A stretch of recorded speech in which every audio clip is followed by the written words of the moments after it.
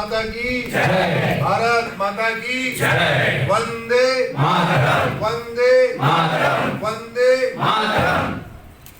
सबसे पहले मैं HSR मंथना की टीम के सभी सदस्यों को धन्यवाद देता हूं। और मुझे पता चला कि ये बहुत सारा कार्यक्रम करते रहते हैं और अलग अलग टॉपिक्स पे करते रहते हैं, बुलाते रहते हैं। मुझे लगता है कि जिस तरीके का HSR मंथना काम कर रहा है, हर शहर में इस तरीके का कार्यक्रम शुरू होना चाहिए। बहुत अच्छा इनिशिएटिव है, इसलिए मैं धन्यवाद देता हूँ, आभार व्यक्त करता हूँ। अभी मैं मित्र ज्योति का वीडियो देख रहा था। सही बात तो यह है, मुझे भी बेंगलोर आने के बाद आज ही पता चला कि इतना बड़ा इनिशिएटिव यहाँ पे चल रहा है। मुझे भी जानकारी का भाव था, थोड़ा बहुत टीवी में देखा था मैंने, लेकिन इतना डीपली कि हाँ इतने सारे प्रोजेक्ट पे काम हो रहा है, किस तरीके से ओवरऑल डेवलपमेंट के लिए काम हो रहा है, मुझे भी आज ही पता चला है। मित्र ज्योति की टीम को और सभी मित्र ज्योति फैमिली के मेंबर्स को मैं धन्यवाद देता हूँ, अपनी शुभकामनाएं देता हूँ।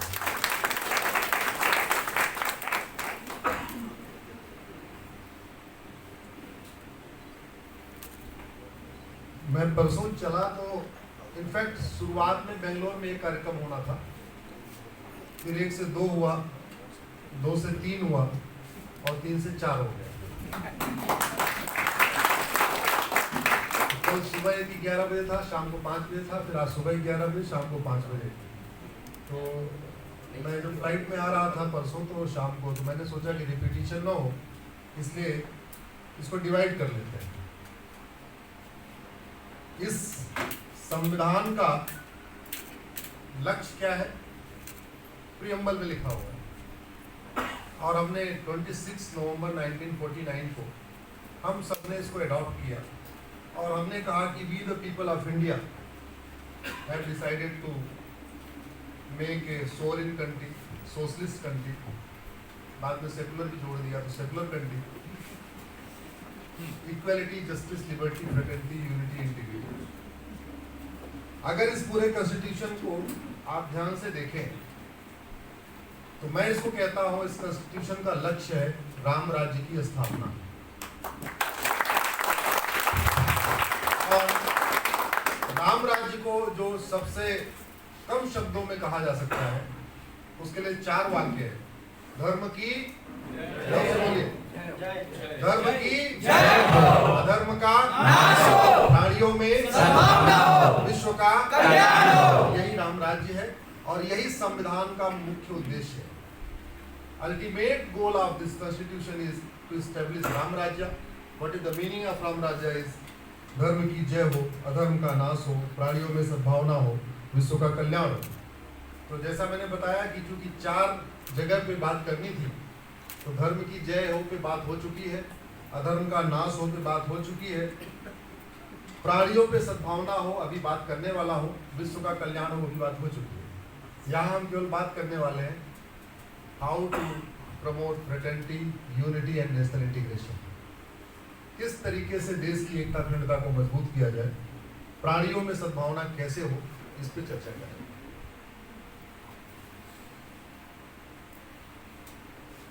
परसों आपके कर्नाटक के उडुपी में एक घटना घटी है। कितने लोगों ने उस घटना के बारे में आइडिया? हाथ उठाइए जरा। क्या हुआ? गर्ल्स हॉस्टल के वॉशरूम में सीसीटीवी रखा गया। रखने वाले बॉयज नहीं थे, रखने वाली भी गर्ल्स थी और सीसीटीवी से रिकॉर्ड किया गया।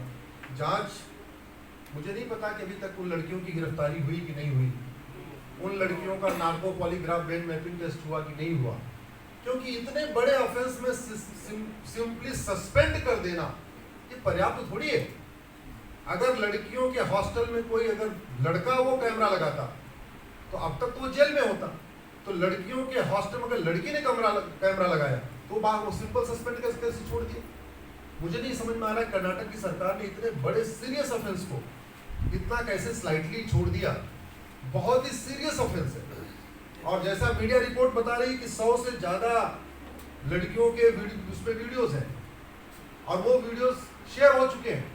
पता नहीं किसको किसको शेयर हुए, वो तो तभी पता चल सकता है जब उन 3 लड़कियों का जिनको सस्पेंड किया गया है उनका नार्को पॉलीग्राफ ब्रेन मैपिंग हो। फिर वो बताएंगी वो किसके डायरेक्शन पे काम कर रही थी, वो बताएंगी कि इनका अल्टीमेटली पूरा रैकेट क्या है, मोटिव क्या था वीडियो कैमरा रखने का वॉशरूम के अंदर,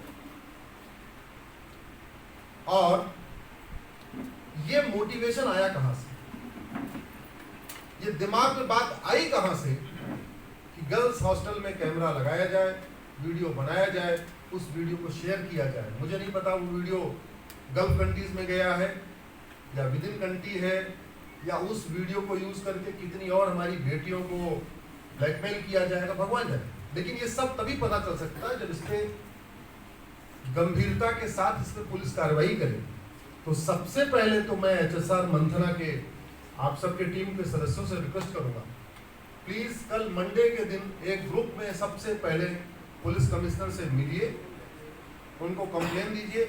मामला चूंकि उडुपी का है तो स्वाभाविक सी बात है यहाँ के नहीं कर सकते, तो होम मिनिस्टर से मिलिए, होम मिनिस्टर से मिलिए, सांसद से मिलिए, पॉलिटिशियन से मिलिए और उनको बताइए इस मामले की गहराई के साथ जांच करना और इस मामले के तह तक जाना, रूट काज के इस ऊपर जाना बहुत जरूरी है।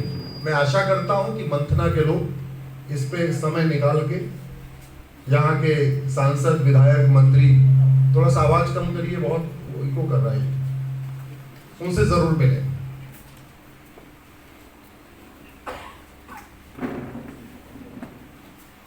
प्राणियों, अगर आप कॉन्स्टिट्यूशन के प्रियम्बल को देखें, प्रियम्बल में लिखा है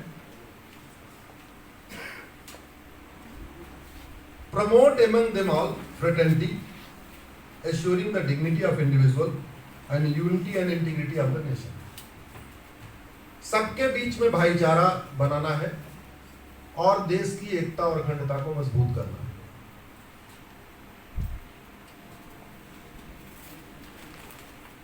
ढाई हजार साल पहले, 2400 साल पहले, जब चंद्रगुप्त का राज्य था, चंद्रगुप्त और ये वर्तमान भारत भी चंद्रगुप्त के अंडर में था, पाकिस्तान भी चंद्रगुप्त के अंडर में था, बांग्लादेश भी चंद्रगुप्त के अंडर में था, लंका भी था, और इनफैक्ट यूरोप का काफी बड़ा पार्ट था। अलेक्जेंडर को उन्होंने हराया था, बेटी से शादी कर लिया था उसने, मतलब बेटी से अपनी शादी किया था उसको जाके, वहां तक राज्य था। आचार्य चाणक्य ने जो सबसे पहला काम किया था, क्योंकि गुरु वही थे, उन्हीं के डायरेक्शन पे चंद्रगुप्त काम करते थे। आचार्य चाणक्य ने चंद्रगुप्त को बोला कि इतने सारे यहाँ पे लैंग्वेज अलग अलग हो रही है, इतना बड़ा भारत है, इस भारत को अगर तुम्हें यूनाइट करके रखना है, इंटीग्रेट करके रखना है, तो तुम इस भारत में कॉमन एजुकेशन सिस्टम लागू करो। सबसे पहले तुम कॉमन एजुकेशन सिस्टम लागू करो, और कॉमन एजुकेशन सिस्टम उसके पहले भी था। राजा दशरथ और उनके जो चीफ मिनिस्टर थे वो बैचमेट थे। दशरथ जी और सुमंत उनका नाम है, जो उनके मंत्री थे, मुख्यमंत्री उनके, क्या नाम था उनका? सुमंत। दोनों बैचमेट थे, दोनों अलग अलग वर्ण के थे। दशरथ जी क्षत्रिय थे, सुमंत जी दलित परिवार के थे, लेकिन दोनों बैचमेट थे। मैं कुछ कहना चाहता हूं, उसको समझिए आप। एक साथ पढ़ते थे।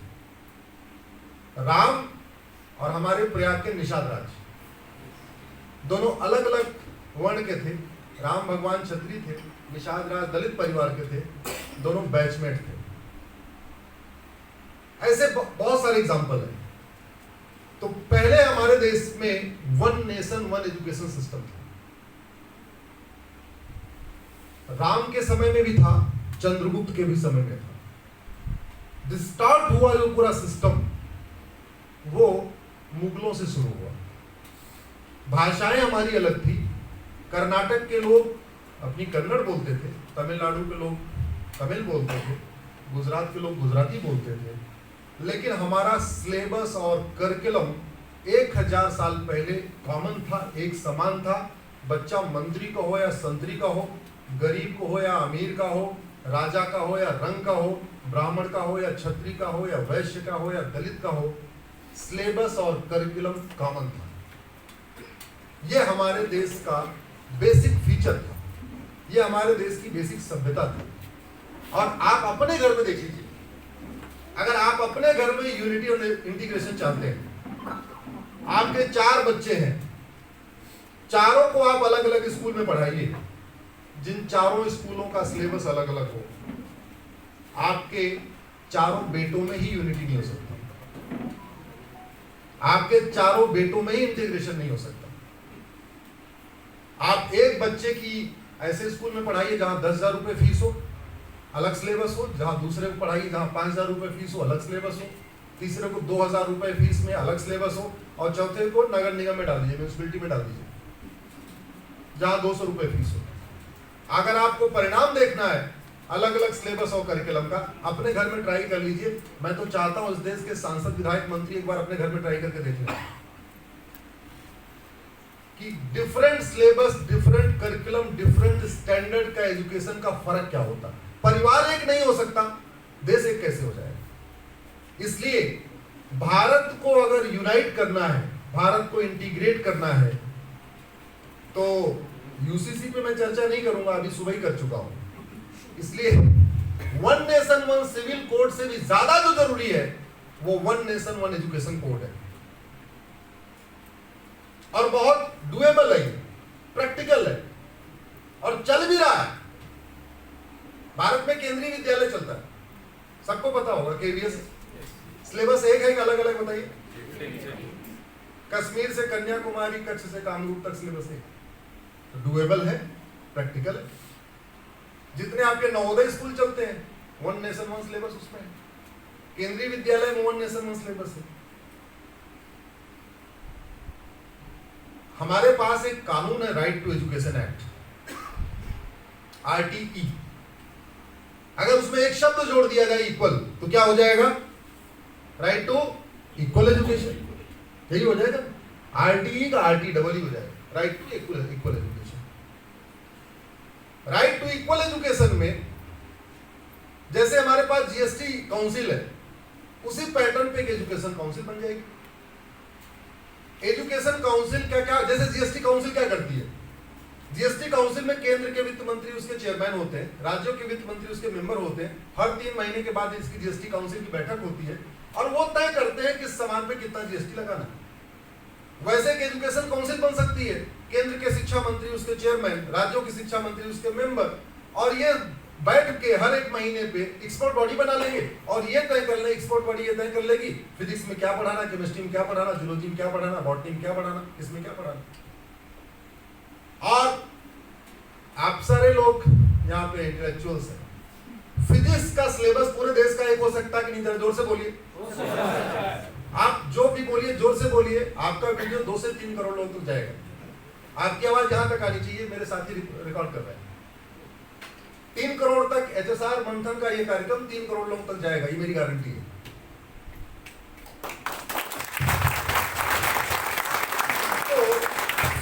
में वन नेशन वन सिलेबस हो सकता है कि नहीं? हो सकता है। केमिस्ट्री का हो सकता है कि नहीं? हो सकता है। जूलॉजी का हो सकता है कि नहीं? हो सकता है। बॉटनी का हो सकता है कि नहीं? हो सकता है। मैथ्स का हो सकता है कि नहीं? हो सकता है। संस्कृत का हो सकता है कि नहीं? हो सकता है। इंग्लिश का हो सकता है कि नहीं? हो सकता है। हिंदी का हो सकता है कि नहीं? हो सकता है। तो बचा क्या? हिस्ट्री बची, ज्योग्राफी बची और सोशल साइंस कह सकते हैं।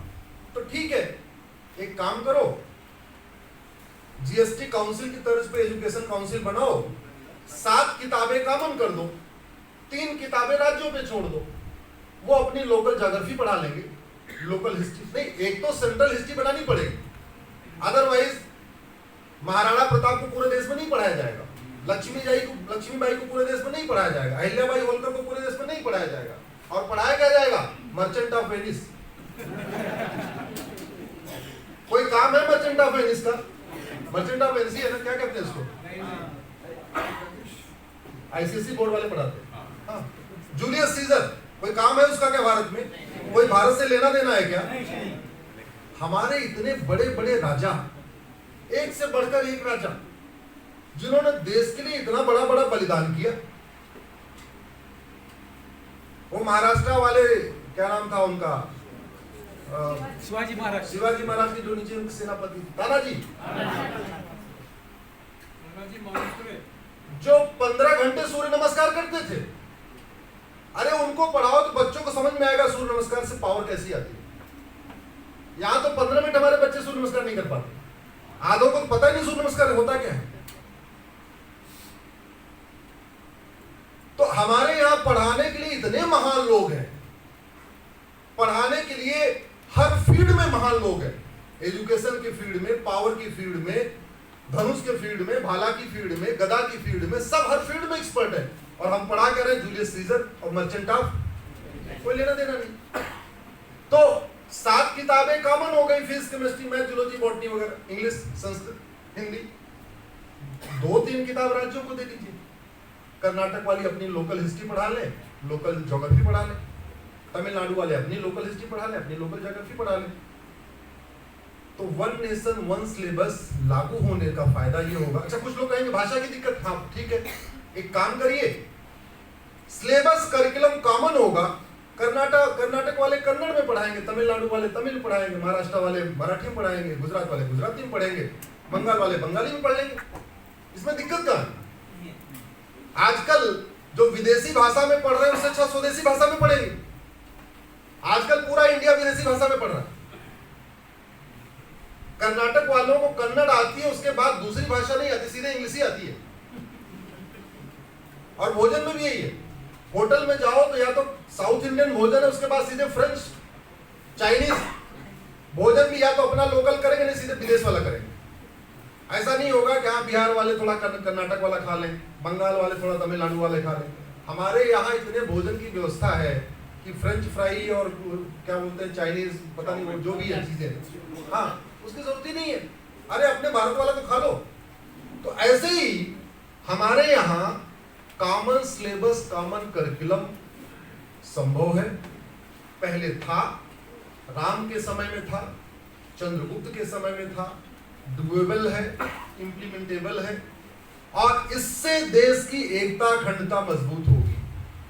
जब मेरे बेटे की किताब, मेरे ड्राइवर के बेटे की किताब एक होगी, तब वास्तव में यूनिटी नेशनल इंटीग्रेशन आएगा। जब क्लर्क के बच्चे की किताब और कलेक्टर के बच्चे की किताब एक होगी, तब यूनिटी नेशनल इंटीग्रेशन आएगा। जब लेबर की बच्चे की किताब, लेबर मिनिस्टर के बच्चे की किताब एक होगी, तब यूनिटी इंटीग्रेशन आएगा। जब टीचर के बच्चे की किताब और एजुकेशन मिनिस्टर के बच्चे की किताब एक होगी, तब यूनिटी इंटीग्रेशन होगा। और जब बेंगलोर के बच्चे की किताब और दिल्ली के बच्चे की किताब और कलकत्ता के बच्चे की किताब एक होगी, तब यूनिटी नेशनल इंटीग्रेशन आएगा। और इनफैक्ट हमारा कॉन्स्टिट्यूशन भी यही कहता है। आर्टिकल 16 कहता है इक्वल अपॉर्चुनिटी, सबको इक्वल अपॉर्चुनिटी दो। आज की डेट में जितने कॉम्पिटिटिव एग्जाम है वो तो एक है। एनडीए का जो एग्जाम है वो तो एक ही है ना सबके लिए। आप किसी भी बोर्ड से पढ़ के आओ, आपका पेपर तो वही एक ही होगा।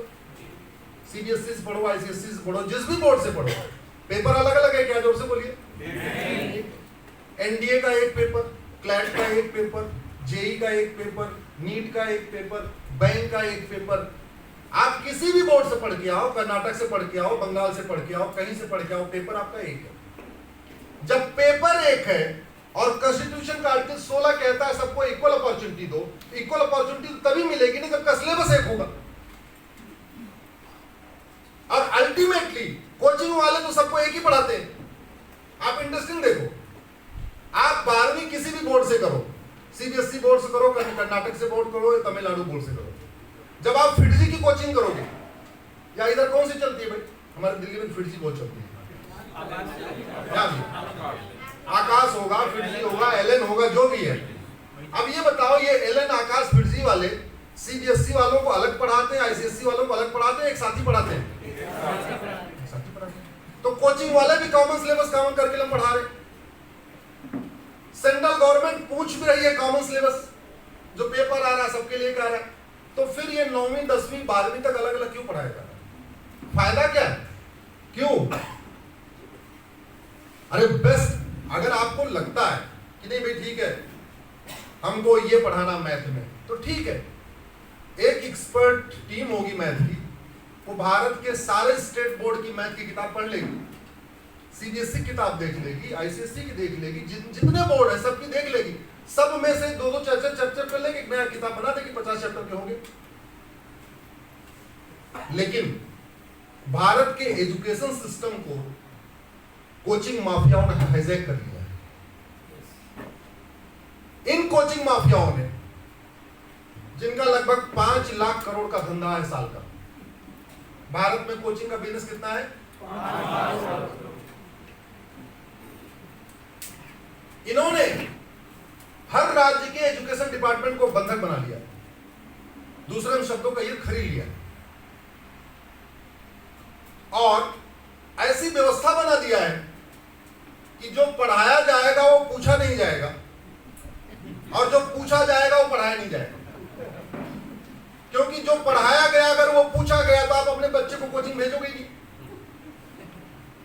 बड़ी सीधी सी बात है, आप कोचिंग तब भेजोगे जब आपके दिमाग में हो जाए कि भैया हमारा बच्चा कितना भी अच्छा होगा, जब तक कोचिंग नहीं करेगा तब तक क्वालिफाई कर ही नहीं सकता, तब तक नीट क्वालिफाई नहीं कर पाएगा, तब तक एनडीए नहीं कर पाएगा, तब तक जो भी है एग्जाम नहीं कर पाएगा।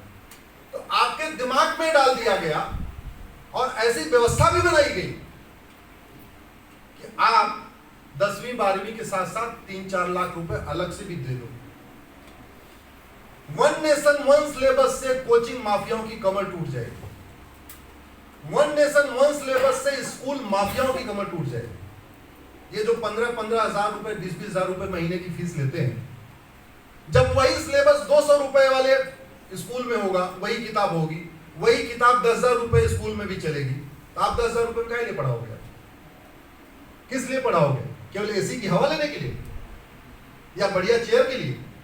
अभी उनकी मोनोपोली है कि हमारे स्कूल में बच्चा आ जाएगा तो इंजीनियरिंग कर लेगा, हमारे स्कूल में बच्चे को भेज दो तो नीट क्वालिफाई कर लेगा। हमारी किताब ऐसी अलग है कि जो सीधे सीधे कनेक्ट है नीट से और उससे। आप समझिए भारत के मिडिल क्लास के साथ, भारत के लोगों के साथ कितना बड़ा खेल हो रहा है, और इस खेल में सब शामिल है।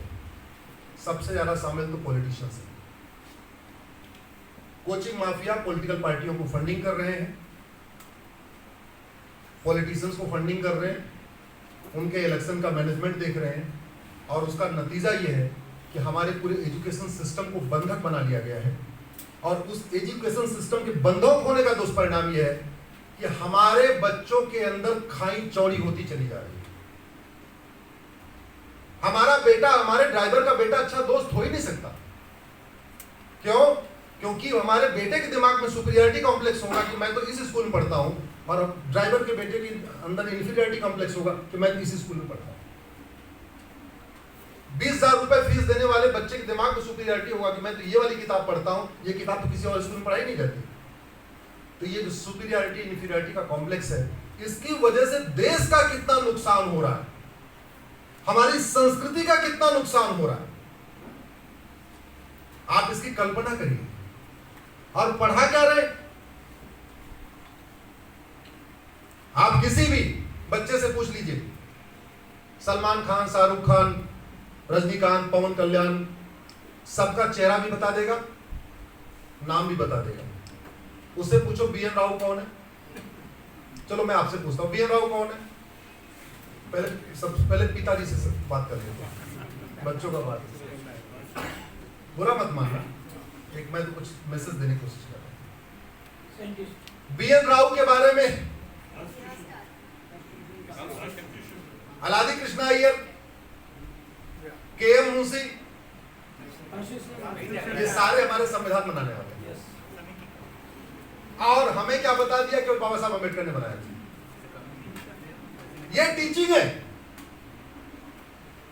हमारे महापुरुषों के बारे में नहीं पता, वी एन राव के बारे में नहीं पता, के एम मुंशी के बारे में नहीं पता, अलादी कृष्णा अय्यर के बारे में नहीं पता, और ये भी नहीं पता इस संविधान निर्माता में महिलाएं भी बहुत सारी थी। आर्टिकल 44 या यूनिफॉर्म सिविल कोड का जो प्रस्ताव आया था कॉन्स्टिट्यूशन में, अमृता कौर हंसा मेहता के द्वारा आया। संविधान सभा में बहुत सारी महिलाएं थी हमारी, उन्होंने बहुत अच्छी डिबेट किया इसमें। हमें पता है क्या? नहीं पता। कॉन्स्टिट्यूशन क्या कहता है, क्या होना चाहिए, नहीं पता। रट्टू तोता बना के रखा हुआ है। फंडामेंटल राइट रट लो, डायरेक्टिव प्रिंसिपल रट लो, फंडामेंटल ड्यूटी पर रट लो, 20,000 रुपए फीस के बाद वो रट्टू तोता बना हुआ है, दिमाग लगाने लायक उसको छोड़ा ही नहीं है। हाँ, एक ही लक्ष्य, कैसे भी करके इंजीनियरिंग क्वालिफाई करो, मेडिकल होना चाहिए। लेकिन मैं ये पूछ रहा हूं कि जब से ये मैकाले का एजुकेशन सिस्टम आया है, इंडियन कल्चर खत्म हो रहा है या मजबूत हो रहा है? जोर से बोलिए, आपके परिवार में।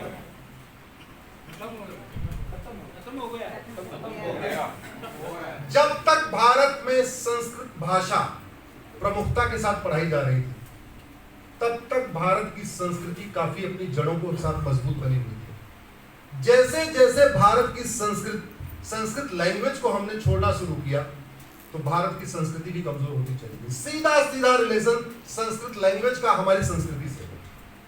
जब बच्चा पढ़ेगा ही नहीं कि हमारा क्योंकि हमारे जितने बड़े ग्रंथ हैं वो संस्कृत में है, वेद संस्कृत में है, पुराण संस्कृत में है, वाल्मीकि रामायण संस्कृत में है, भगवत गीता तो चलिए इंग्लिश में भी आ गई है, लेकिन हमारे जितने आपके मनुस्मृति संस्कृत में है। इतना बड़ा ग्रंथ हजारों साल पहले, जब पूरी दुनिया के और जगह पे लोगों को कपड़ा पहनना नहीं आता था, नंगे घूमते थे, कच्चा मांस खाते थे, तब भारत में कोडिफाइड लॉ था। तब भारत में कोडिफाइड लॉ था जिसको मनुस्मृति कहते हैं। लेकिन आजादी के बाद इन वामपंथियों ने उसको भी इतना उसके बारे में बदनामी कर दिया, उसके बारे में उल्टी सीधी बात लिख दिया। किसी से अच्छा पढ़ा उन्होंने भी नहीं है।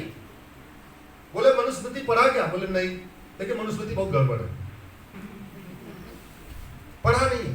बोले मनुस्मृति में तो दलितों के बारे में लिखा। बोले कहां लिखा, दिखाओ। कोई कह रहा था, हमने सुना है, पढ़ा नहीं है। किस पन्ने में लिखा है, कौन से श्लोक में लिखा है, कौन से चैप्टर में लिखा है, नहीं पता नहीं है। लिखा है जी, हमने सुना है, वो फलाने वाले कह रहे हैं। मैं आपको अपने संस्कृति पे इसलिए कह रहा हूं, जब पूरी दुनिया में लोग जाहिल वाली जिंदगी जीते थे, तब भारत के पास कोडिफाइड लॉ था, एक कल्चर था, एक फिक्स फॉर्मेट था, जीवन जीने की शैली थी कि 25 साल तक ब्रह्मचर्य, 25 से 50 गृहस्थ, 50 से 75 वानप्रस्थ, 75 के बाद संन्यास। ये 1000 साल पहले दुनिया में कहीं था क्या? अब भारत में लाखों साल पहले, हजारों साल पहले था। अभी हम लोग सोच रहे हैं कि अभी मिनिमम एज ऑफ मैरिज होनी चाहिए, सेट होनी चाहिए, यूसीसी आना चाहिए, लड़के लड़की की शादी की उम्र बराबर होनी चाहिए। हमारे यहाँ तो हजारों साल पहले था। अभी सोच रहे हैं लड़कियों को पढ़ाना चाहिए, अभी बात हो रही लड़कियों को पढ़ाना चाहिए। और हमारे देश में हजारों साल पहले इतने एग्जाम्पल है लड़कियों के पढ़ाने के नहीं बल्कि बाकायदा प्रोफेसर हुआ करती थी। गार्गी और मैत्रेयी, जिनके नाम पे दिल्ली में कॉलेज भी है, वो तो संवाद किया करती थी, शास्त्रार्थ किया करती थी। बाकी तो छोड़िए, राजा भरत के माता जी क्या नाम है? भरत के माता जी का नाम कैकेयी। कैकेयी राज्य था। हमारी परंपरा देखिए जरा, हमारे देश में महिलाओं का सम्मान कैसे था? ये इक्वेलिटी जस्टिस वाला तो पहले कॉन्सेप्ट था ही नहीं। हमारे यहाँ नर तू नारायण नहीं था, नारी तू नारायण। हमारे किसी त्योहार में लड़कों की पूजा नहीं होती है। किसकी पूजा होती है? नवरात्रि।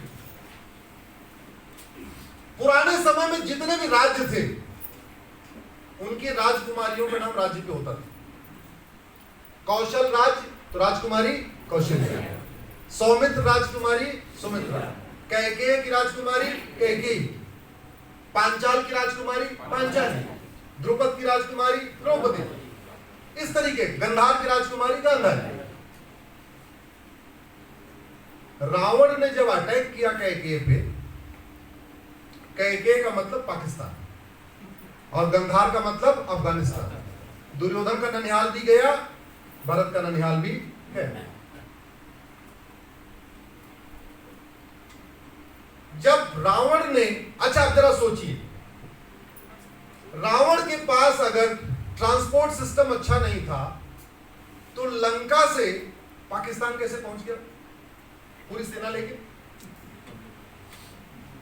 और जब उसने राजा कैकेयी को हराया तो राजा कैकेयी ने मदद मांगी। किससे मांगी? दशरथ जी से, हमारी मदद करो। राजा दशरथ जी गए अपनी सेना लेके अयोध्या से। अयोध्या से पाकिस्तान पहुंचना तो फिर भी नजदीक है। लंका से पूरा तमिलनाडु क्रॉस करते हुए, इधर पूरा कर्नाटक क्रॉस करते हुए, आगे पूरा महाराष्ट्र, मध्य प्रदेश, उत्तर प्रदेश पूरा क्रॉस करके जाना पड़ेगा।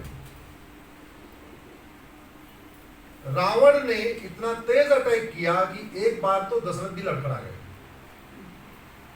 रावण ने सबसे पहले अटैक किया, कैकेयी के सेनापति को मार दिया। दशरथ जो मदद के लिए गए थे वो भी मतलब संभाल नहीं पा रहे थे मोर्चा, और उधर सेनापति खत्म हो गया। तो रानी कैकेयी ने सेनापति का काम किया। अब आप कल्पना करिए, हजारों साल पहले अगर रानी कैकेयी को अस्त्र शस्त्र नहीं चलाना आता था तो पूरी सेना को लीड करने के लिए कैसे मैदान में आ गई? यह साबित करता है कि हमारी बहन बेटियों को केवल शास्त्र का ही नहीं बल्कि शस्त्र का भी ज्ञान है। और रानी कैकेयी ने दशरथ जी की जान बचाई। फिर दशरथ जी ने कहा वर मांगो, आप हम क्या कुछ बताइए, तो बाद में शादी होती। ये इसकी पूरी। हमारे देश में चूंकि मित्र ज्योति ने अभी संस्था आप दिखा रहे थे, अगर महिलाओं को पढ़ने की व्यवस्था नहीं थी तो गांधारी, माता गांधारी शास्त्र में सभी शास्त्रों की ज्ञाता कैसे थी? सभी शास्त्रों की ज्ञाता थी। लेकिन दुर्भाग्यवश माता गांधारी की मायका, जिसको हम आज की डेट में अफगानिस्तान कहते हैं, वहां बहन बेटियां स्कूल भी नहीं जा पा रही। स्कूल जाने पे उनको गोली मार दी जा रही है। कल्चर बदलता है तो ये होता है, संस्कृति बदलती है तो ये होता है। इसलिए भारत की संस्कृति को संभालना, सहेजना जरूरी है। भारत की संस्कृति अगर कमजोर हो जाएगी तो अराजकता फैल जाएगी, और दुनिया में फैल चुकी है। कुंभा काबुल हो गया, तक्षशिला रावलपिंडी हो गया, कैकेयी आपका पेशावर हो गया, पर्शिया आपका ईरान हो गया। देखते देखते जहां जहां भारत की संस्कृति कमजोर हुई है वहां अराजकता फैली है। और इसका आप वर्तमान भारत में देख लीजिए, कश्मीर में क्या हालत हुई है, बंगाल में क्या हालत हुई है, केरल में क्या चल रहा है, और आजकल मणिपुर में क्या चल रहा है। अनफॉर्चुनेटली ना हम केरल से सीख रहे हैं, ना बंगाल से सीख रहे हैं, ना मणिपुर से सीख रहे हैं, ना फ्रांस से सीख रहे हैं। ऐसी कौन सी सोच है जो बेटियों के कॉलेज के हॉस्टल में कैमरा रखवा रही है? और वो भी बेटी रख रही है। वो कौन सी सोच है? जब तक उस सोच को नहीं निकाला जाएगा तब तक भारत में एकता अखंडता स्थापित करना मुश्किल ही नहीं, नामुमकिन है। इसीलिए समय आ गया है कि कम से कम 16 साल तक देश में one nation one education system हो। न मदरसा, न मिशनरी स्कूल, केवल भारतीय शिक्षा पद्धति हो। सब लोग पढ़े, जो पढ़े वो सब पढ़े, और भारतीय संस्कृति का राज हो।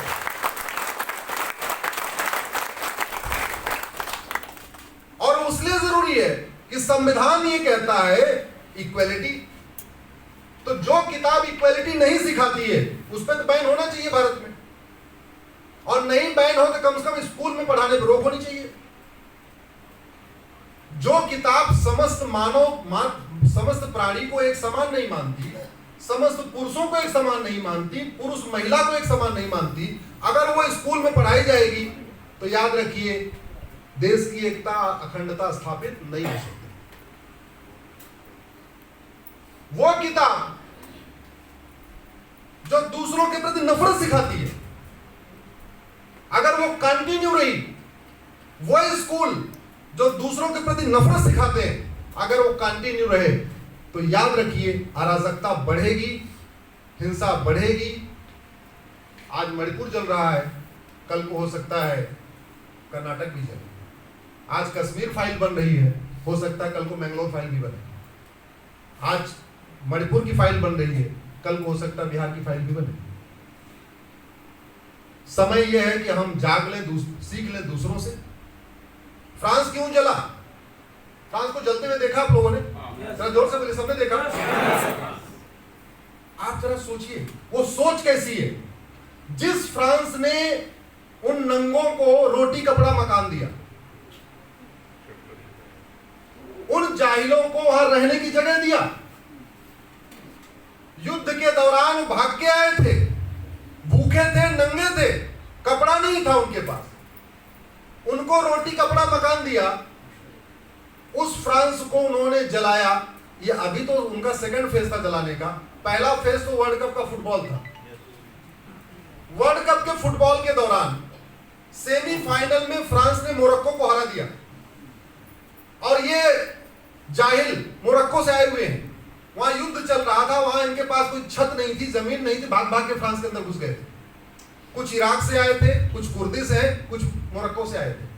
अब आप सोचो 20-25 साल पहले जहां जिसने शरण दिया, रोटी कपड़ा मकान दिया, उनको रहने की व्यवस्था दिया, उसी फ्रांस को जला रहे थे, तो तुमने मोरक्को को क्यों हरा दिया? अगर वो ऐसा काम कर सकते हैं तो भारत, वहां तो केवल 10 लाख के आसपास, भारत में तो 5 करोड़ रोहिंग्या बांग्लादेशी हैं। कल को भारत ने बांग्लादेश को हरा दिया किसी मैच में, और यहां इन्होंने शुरू कर दिया तुमने बांग्लादेश को क्यों हराया? कर सकते नहीं कर सकते? अगर मोरक्को वाले फ्रांस को जला सकते हैं, तुमने मोरक्को को क्यों हराया? तो बांग्लादेश वाले भारत को नहीं जलाएंगे, तुमने बांग्लादेश को क्यों हराया? कल को म्यांमार किसी को उसमें हरा दिया, या पाकिस्तान को हरा दिया, बोले तुमने पाकिस्तान को क्यों हराया? उस सोच को मारना है, उस सोच को बचपन में ही मार सकते हैं, उस सोच को बड़े होने पर नहीं खत्म कर सकते, उस सोच को बचपन में खत्म कर सकते हैं। और खत्म करने का तरीका है one nation one syllabus, one nation one education, common syllabus common करके लो। 16 साल तक बच्चा कोई भी विदेशी किताब नहीं पढ़ेगा, 16 साल तक बच्चा केवल भारतीय किताब पढ़ेगा, 16 साल तक बच्चा केवल भारतीय संस्कृति को सीखेगा, 16 साल तक बच्चा केवल भारतीय परंपरा को सीखेगा, 16 साल तक बच्चा केवल भारतीय ज्ञान विज्ञान को सीखेगा। याद रखिए, ये रिलीजन का इश्यू नहीं है, ये दो सोच का इश्यू है, दो संस्कृतियों का इश्यू है। ये भारत बनाम विदेशी इश्यू है, स्वदेशी बनाम विदेशी इश्यू है। भारत में कोई एक किताब मुझे बताइए जो भारत के रिलीजन है, इंडियन रिलीजन जिसको हम कहते हैं। इंडियन रिलीजन कौन सा है? Jainism, Buddhism, Sikhism. सनातन धर्म तो है ही है, लेकिन जो उसके निकले हुए पार्ट हैं वो क्या है? Jainism, Buddhism, Sikhism. कभी आपने किसी सिख को ये कहते हुए सुना कि केवल हमारे गुरु ही पूजा के लायक है, दूसरा कोई पूजा के लायक ही नहीं? सुना? आपने किसी जैन को सुना कि केवल महावीर जी ही पूजा के लायक है, दूसरा कोई पूजा के लायक नहीं? कभी किसी आपने बुद्धिस्ट को सुना केवल गौतम बुद्ध ही पूजा के लायक है, दूसरा कोई नहीं है? कभी किसी राम के भक्त को आपने सुना केवल राम ही पूजा के लायक है, दूसरा कोई पूजा के लायक नहीं है? शंकर के भक्त को सुना आपने? कभी विष्णु के भक्त को सुना? माँ दुर्गा के भक्त को सुना? जिसकी भी हम पूजा करते हैं, कभी ये नहीं कहते मैं जिसकी पूजा कर रहा हूं बस यही पूजा के लायक है, दूसरा कोई पूजा के लायक नहीं। लेकिन जो फॉरेन रिलीजन के लोग हैं वो कहते हैं, और आश्चर्य की बात है हमको अंग्रेजी आती है, कनाडा आती है, वो फॉरेन जिस लैंग्वेज में कहते हैं वो आती नहीं है। सुना ही नहीं है आपने कभी कि कहा क्या जाता है? लाउड स्पीकर से कहा जाता है, चिल्ला चिल्ला के कहा जाता है। कभी आपने सोचा ही नहीं, यही कहा जाता तुम्हारे राम पूजा के लायक नहीं, तुम्हारे कृष्ण पूजा के लायक नहीं, तुम्हारे भगत विष्णु जी पूजा के लायक नहीं, तुम्हारी दुर्गा जी पूजा के लायक नहीं। उसका इंटरप्रिटेशन कर लेना, क्या कहा जाता है।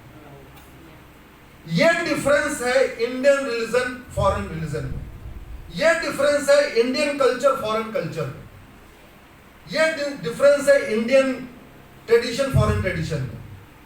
इंडियन कल्चर, इंडियन ट्रेडिशन वसुधैव कुटुंबकम का है, नारी तू नारायणी का है, सर्वधर्म संभाव का है, सबका साथ सबका विकास का है। Foreign culture, foreign tradition, foreign system क्या है? एको हम द्वितीयो नास्ति। एको हम द्वितीयो नास्ति मतलब मैं ही हूं, मेरा वाला ही है, जो मैं कह रहा हूं यही ठीक है, जो मैं सोचता हूं यही ठीक है, जैसे मैं प्रेयर करता हूं यही ठीक है, जो ये प्रेयर नहीं करेगा, जो इस तरीके से नहीं रहेगा, वो क्या कर सकते हैं, उसका क्या कर सकते हैं। अब आप ये बताओ, स्कूल में क्या पढ़ाना चाहिए, ह्यूमैनिटी के लिए क्या जरूरी है पढ़ाना, Indian culture, Indian tradition, Indian system या फॉरेन सिस्टम। इसलिए मैं तो Monday to Friday Supreme Court रहता हूं, सैटरडे संडे आप लोगों के बीच में रहता हूं। मैंने एक मुहिम शुरू किया है कि यूसीसी आना चाहिए। यूसीसी के फायदे हैं, हालांकि उसमें हिंदू जैन बौद्ध सिख को कोई फायदा नहीं है, मेन फायदा उसके मुस्लिम बेटियों को है, लेकिन फिर भी आना चाहिए। एटलीस्ट मुस्लिम बेटियां भी भारत की बेटियां हैं। लेकिन यूसीसी देश की एकता अखंडता के लिए जरूरी, जितना जरूरी है यूनिफॉर्म एजुकेशन, उसका 100 गुना ज्यादा जरूरी है, 100 गुना ज्यादा जरूरी। अगर यूनिफॉर्म एजुकेशन लागू कर दे, तो अगर यूनिफॉर्म सिविल कोड नहीं भी लागू करेंगे, तो चूंकि कल्चर में ही सबको समान देखने की बात आ जाएगी, तो नहीं भी लागू करेंगे तभी काम हो जाएगा। जिन कुरीतियों को हम खत्म करना चाहते हैं यूसीसी के माध्यम से, अगर यूनिफॉर्म एजुकेशन सिस्टम लागू कर दे, वो कुरीतियां खुद ही खत्म हो जाएंगी। भाई यूसीसी लागू करके हम क्या खत्म करना चाहते हैं, हलाला, मुता, मिस्यार, तहर्रुस, ये सुना इस शब्द आपने सुना नहीं सुना? आप लोग आईटी कैपिटल में रहते हैं, आईटी हब, आईटी कैपिटल, थोड़ा गूगल का इस्तेमाल इन कामों के लिए भी करिए। इसका खेल बेंगलुरु में भी हुआ था, इसका जो खेल बेंगलुरु में भी हुआ था। नहीं जागेंगे तो ही होगा, नहीं जागेंगे तो ही होगा। अभी भी समय है, जाग जाइए, मैं यही कह रहा हूं, जाग जाइए। नहीं जागेंगे तो कोई बचाने नहीं आएगा। फ्रांस के पास यूएन की परमानेंट मेंबरशिप थी, फ्रांस के पास वीटो पावर था, फ्रांस के पास वर्ल्ड क्लास हाईवे था, बेंगलोर जैसे बड़े बड़े टावर थे, फ्रांस के पास आईटी हब भी है, फ्रांस में कोई बेरोजगारी भी नहीं है, अच्छा पैकेज है, अच्छी सैलरी है, सब आराम से रहते हैं, और फ्रांस के पास राफेल भी है। 3 महीने फ्रांस चला, राफेल काम आया क्या? आया काम? नहीं आया। मैं गारंटी, और जितने यूएन के परमानेंट और मेंबर थे, कोई बचाने आया यूएन को, फ्रांस को बचाने आया? खुद ही जला है, कोई बचाने नहीं आया। हमने अगर फ्रांस से नहीं सीखा तो भारत जलेगा। अभी मणिपुर जल रहा है, कल को झारखंड जलेगा, परसों तमिलनाडु जलेगा, नरसों केरल जलेगा, और एक न एक दिन आग की लपट, अगर आप सोचते हैं बेंगलोर नहीं आएगी तो आएगी। बहुत सीरियसली कह रहा हूं उसको। अगर हम नहीं सीखेंगे, अरे बड़ी स्वाभाविक सी बात है, 75 साल पहले भारत का विभाजन किस आधार पे हुआ था? सोच के आधार पे। सोच के आधार पे हुआ था। सोच क्या? मैं पाक हूं, तुम नापाक हो। सोच क्या है? मैं पाक हूं, तुम नापाक हो। मैं पाक हूं, इसलिए हम एक पाक देश बनाएंगे। नाम क्या हुआ? और तुम क्या हो? तुम सारे नापाक हो। हम तुम्हारे साथ नहीं रहेंगे, हमारी संस्कृति अलग है, हमारा कल्चर अलग है। और 500 साल पहले ये जो पाक नापाक कह रहे हैं, 500 साल पहले ये क्या थे? ये सारे खुद ही नापाक थे। अब कह रहे हैं तुम नापाक हो। अरे बाबर के आने के पहले सारे क्या थे? और बाबर क्या अपना फैमिली लेके आया था क्या? कोई भी जो गिरोह चलता है डकैतों का या जिनका भी, वो अपनी फैमिली लेके चलता है क्या? जैसे मान लीजिए बेंगलोर से 10 लोग निकले, कहीं लूटपाट करना है, अपना परिवार लेके जाएंगे क्या? अकेले अकेले जाएंगे। ये सारे लुटेरे अकेले अकेले आए थे। जितने आतंकवादी थे, चाहे वो बाबर था, हुमायूं, तगलक, गोरी, गजनी, कासिम, जितने भी थे, ये कोई अपनी फैमिली लेके नहीं आए थे। ये सब अपनी फैमिली वहीं छोड़ के आए थे।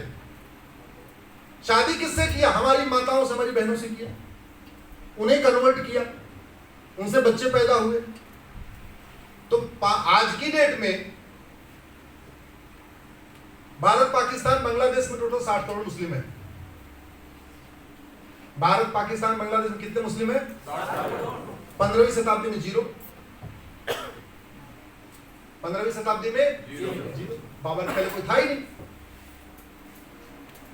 तो 500 साल में कितने हो गए? 60 करोड़।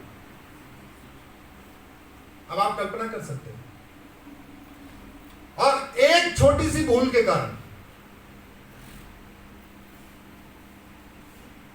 जब यहां पे गोरी आया, अटैक किया पृथ्वीराज जी को, कितनी बार हराया पृथ्वीराज जी ने? 17 बार। अब आप ये बताओ, आपके घर के सामने कोई घर में लूटने आए, एक बार आया, आपने पकड़ा, 2-4 डंडे मारे, छोड़ दिया। फिर आया लूटने, फिर आपने पकड़ा, 2-4 डंडे मारे, छोड़ दिया। फिर आया, फिर पकड़ा, फिर 2-4 डंडे मारे, छोड़ दिया। आप कितनी बार उसको माफ कर सकते हो? 2 बार। बोले जरा जोर से बोलिए। एक बार, 2 बार। ये 17-18 बार कोई माफ करने वाली चीज है क्या? सोचिए जरा, 17-18 बार कोई माफ करने वाली बात है? उसका फन कुचल दिया होता तो दोबारा कोई आता नहीं। अगर उसका फन कुचल दिया होता, उसको खत्म कर दिया होता तो दोबारा कोई आता नहीं। दोबारा कोई आता नहीं, वो दोबारा बाबर आता नहीं, तो भारत में, भारत पाकिस्तान बांग्लादेश आज क्या होता? हिंदुस्तान। जो 60 करोड़ मुस्लिम की बात हो रही है, मुस्लिम नहीं होते, क्या होते सारे? हमारे राजा की एक भूल ने, आप समझते हैं, कॉमन मैन की एक भूल कोई बहुत लॉन्ग इफेक्ट नहीं डालती, लेकिन राजा की एक भूल बहुत महंगी पड़ती है। छोटी सी भूल बड़ी महंगी होती है। और उदाहरण के लिए आप देख लीजिए, रावण की एक भूल ने पूरी लंका को जला दिया कि नहीं? धृतराष्ट्र की एक भूल ने कितने हजारों लोग मारे गए कि नहीं? और पृथ्वीराज जी की एक भूल, उसको मैं भूल कहता हूं, उन्होंने कभी सोचा नहीं होगा कि ये इतना बड़ा आस्तीन का सांप निकला। शायद उन्होंने गीता रामायण तो पढ़ा होगा, उसकी वाली किताब नहीं पढ़ी होगी। ये भी हो सकता है कि उन्होंने उसकी वाली किताब नहीं पढ़ी होगी। पृथ्वीराज जी अगर मानवता नहीं दिखाते तो शायद बाद में जो इतनी असंख्य हत्याएं हुई, 500 साल हम गुलाम रहे कि नहीं? माताओं बहनों ने जौहर किया कि नहीं? हमारे पूर्वजों की हत्या हुई कि नहीं? कन्वर्जन हुआ कि नहीं हुआ? उसका बेसिक इनिशियल पॉइंट क्या है? 1108। इनिशियल पॉइंट है 1108। जैसे एक सांप को जगह मिल गई, फिर दूसरा सांप आया, तीसरा सांप आया, चौथा सांप आया, 5वां सांप आया, आते गए। आपके घर में दरवाजा खुला रहेगा तो अगर एक सांप आया तो आगे से 2-4 सांप और आएंगे। पहले सांप को आपने दरवाजे में दबा के कुचल के मार दिया और उस सांप को मरे हुए को बाहर छोड़ दिया, तो बाकी सांप आएंगे, देख देख के लौट जाएंगे, अरे एक को तो मार दिया, इधर जाना नहीं, भागो यहां से। मैं आप लोगों को यह समझाना चाहता हूं, इतिहास से सीखिए, जातियों में बंटना बंद करिए, समस्याओं पे चर्चा मत करिए, समाधान की चर्चा करिए। आज की डेट में एक बहुत बड़ी समस्या हो गई है, हमारे ज्यादातर पॉलिटिशियंस केवल समस्या की बात कर रहे हैं। ज्यादातर हमारे धर्मगुरु भी समस्या की बात कर रहे हैं। मीडिया तो केवल समस्या से भरा हुआ है। मैं भी डिबेट में जाता हूं, आप चैनल उठा के देख लीजिए, XYZ किसी भी लैंग्वेज का चैनल, 1 घंटे की डिबेट में केवल आपको प्रॉब्लम पता चलेगी। प्रॉब्लम का रूट का परमानेंट सॉल्यूशन, ये प्रॉब्लम है। बीमारी की चर्चा करने से बीमारी ठीक होती है क्या? हाँ जी बताइए साहब, पीछे वाले, होती है? सुबह से शाम तक बताते रहो बुखार है, बुखार है, बुखार है, बुखार और बढ़ जाएगा, दवा लेनी होती। ऐसे ही समस्याओं की चर्चा करने से समस्या ठीक नहीं होती है, समाधान तो करना होता है। तो जो सबसे पहली रिक्वायरमेंट है वो है भारत में, अब पहले तो देर हो चुकी है, लेकिन जितना जल्दी हो सके भारत में 1 नेशन 1 एजुकेशन सिस्टम लागू किया जाए, और वो संवैधानिक भी है। कुछ आप लोगों के डाउट होंगे, मैं क्लियर कर देता हूं। आप लोग कहोगे भारत तो सेकुलर देश है, बिना संविधान बदले ये व्यवस्था नहीं हो सकती है? हो सकती है। कैसे हो सकती है one nation one education? Bharat को बिना संविधान को छेड़छाड़ किए कैसे हो सकती है? पहली बात तो राइट टू एजुकेशन में एक शब्द जोड़ दिया, इक्वल तो बन गया right to equal education. GST council की तरफ पे एजुकेशन काउंसिल बन गई, उसने सिलेबस बना दिया, physics chemistry math zoology botany की बन गई। अब आप ये सोच रहे होंगे कि रामायण कैसे पढ़ाया जाए, गीता कैसी पढ़ाई जाए? भारत के संविधान में लिखा हुआ है कि 3 भाषा पढ़ानी है, 3 लैंग्वेज सिस्टम। तो आपके कर्नाटक में भी इंग्लिश होगा, कन्नड़ होगा, मेरे समझ से हिंदी होगा, ऐसे ही है ना? प्राइमरी स्कूल में ही पढ़ाते होंगे, जूनियर में ही पढ़ाते होंगे। संस्कृत क्या संस्कृत पढ़ाते हैं? संस्कृत में प्राइवेट पब्लिशर की किताब लगाने की क्या जरूरत है? अरे हमारा चारों वेद संस्कृत में, 18 पुराण संस्कृत में, वाल्मीकि रामायण संस्कृत में। फर्स्ट से शुरू कर दो आप एक किताब पढ़ाना, 10वीं तक आते आते उसको चारों वेद पुराण वाल्मीकि रामायण पढ़ लेगा बच्चा। भाषा पढ़ानी है ना, लैंग्वेज पढ़ानी है ना। मोटिव क्या है? उसको संस्कृत आना चाहिए। मैं कह रहा हूं संस्कृत के साथ साथ उसको भारत की संस्कृति भी आ जाएगी। संस्कृत लैंग्वेज के साथ साथ वो भारत के संस्कृति को भी सीखेगा। करना क्या है? आप वेद पुराण लगा दो भाई, उसमें ग्रामर भी सीखेगा, वर्ड्स भी सीखेगा, फ्रेजिंग भी सीखेगा, अलंकार भी सीखेगा, लैंग्वेज भी सीखेगा, इसी बहाने वेद पुराण भी सीखेगा। लेकिन क्यों नहीं हो रहा है? जानते हैं क्यों? इसमें पैसे का खेल है। ये जो प्राइवेट पब्लिशर है ना, ये 50 रुपए की किताब 500 रुपए में बेचते हैं। तो जब 50 रुपए की 500 में बेचते हैं तो पूरा बीच में 450 रुपए बचा, वो नीचे से ऊपर तक बढ़ता है। कड़वी बात बता रहा हूं आपको, मीठा झूठ मुझे बोलने की आदत नहीं, कड़वा सच। अगर संस्कृत में प्राइवेट किताब लगाने की बजाय अगर वेद लगा दिया, पुराण लगा दिया, तो माता पिता भी पर डे कहेंगे बच्चा ये वेद है, ये संभाल के ले जाना, संभाल के ले आना, फटने न पाए, स्याही मत लगाना, ये मत करना, ये मत करना। और वेद पुराण बदलता नहीं है, तो बड़ा भाई भी उसी को पढ़ेगा, छोटा भाई भी उसी को पढ़ेगा, बहन भी उसी को पढ़ेगी। पता चला 3 जनरेशन वही किताब चल रही है, किताब बदली नहीं। अब किताब नहीं बदली तो फायदा क्या हुआ पब्लिशर को? और जब पब्लिशर से कुछ नहीं हुआ तो शिक्षा मंत्री जी को क्या फायदा हुआ? शिक्षा सचिव को क्या फायदा हुआ? यहां क्या हुआ? प्राइवेट में कितना फायदा है? हर साल एक चैप्टर बदल दो जी, हर साल एक चैप्टर बदलते रहो, एक पन्ना बदल दो। अगले साल जैसे नया पता चला बड़ा बेटा गया था, उसके पीछे छोटा बेटा आया, बोले जी किताब बदल गई, एक चैप्टर बदल गया, दूसरी नई किताब खरीदो। संस्कृत लैंग्वेज जब पढ़ा रहे हैं तो हम वेद पुराण वाल्मीकि रामायण क्यों नहीं पढ़ा सकते? और वेद पुराण वाल्मीकि रामायण प्योरली सेकुलर ग्रंथ है, प्योरली सेकुलर ग्रंथ है। वेद पुराण गीता रामायण में कहीं ये नहीं लिखा है कि तुम कोई और धर्म छोड़ के हिंदू बन जाओ। वेद पुराण गीता रामायण में इक्वेलिटी है, जस्टिस है, लिबर्टी है, फ्रेटर्निटी है, यूनिटी है, नेशनल इंटीग्रेशन है, जो भारत के संविधान में।